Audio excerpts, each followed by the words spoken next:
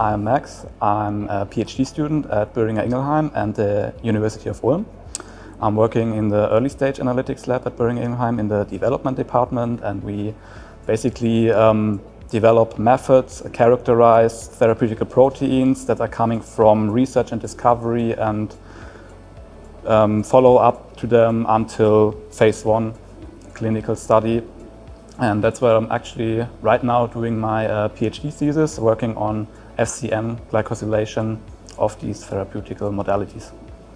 Every molecule has its own liabilities. There's not a concept of one fits them all. We have to develop every single molecule individually. And this is even more important when you think of new modalities, more complex formats, bispecifics, everything that is ahead from traditional IgG. They have enough liabilities, but if you have more complex molecules, there's less experience, less platforms that fit these new modalities, and this bears a lot of challenges, analytical-wise and in every aspect. What actually helped me a lot was the Waters BioAccord system. I work with it a lot because it's a quite simple, straightforward, convenient system. I feel like you really feel like it's developed for the user. I didn't do any mass spectrometry before. I learned it with the system, and that was quite straightforward, so I liked it a lot.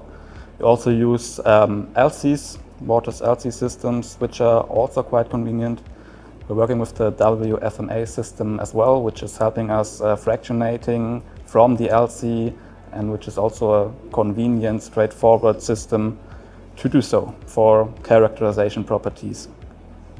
When I was told, or when it came up in my project to do mass spectrometry, I was kind of afraid because, you read a lot about it. It's a huge technology with a lot of expertise in chemistry, physics, technology, and if you don't know anything about it, it's quite overwhelming. But at that point, I got introduced to the BioAccord system, and I learned to use it in like a few hours because it's really plug and play. You don't understand mass spectrometry afterwards, but you can easily use it, which is a good starting point to learn mass spectrometry by using the system, evaluating the results, and then learn, okay, why do I see this or that? Why is this chromatogram looking like that? Basically, a lot of my work is based on these mass spectrometry data because I work on FCN glycosylation and the combination of these glycosylations in the FC part. For that, I have to employ intact mass analysis. That's what I do with the BioAccord. So the data are very important to identify these glycovariants and also to semi-quantitate them via the MS intensities. So speaking on the results I presented today, I hope this will improve our understanding of the therapeutics we are developing.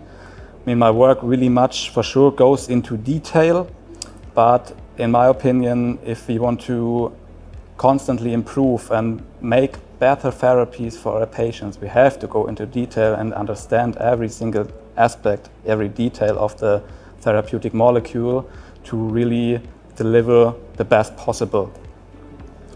And what the future holds for my lab, I think we heard a lot about that today. One important aspect is automation, data acquisition, but also data interpretation.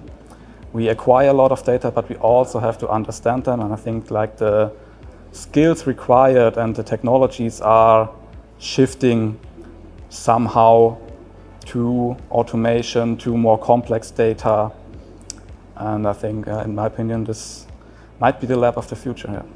More information should bring higher sample throughput, higher reproducibility, lower human error, reproducible data. You can really trend these data. It might help you with regulatory authorities to present them always the same quality data. You can think of even automating the whole process from sample prep analysis, data evaluation, even up to spiking these data into documents maybe automatically, just to be faster, be more sure about your data, and in the end to again make fast, good therapies for the patients.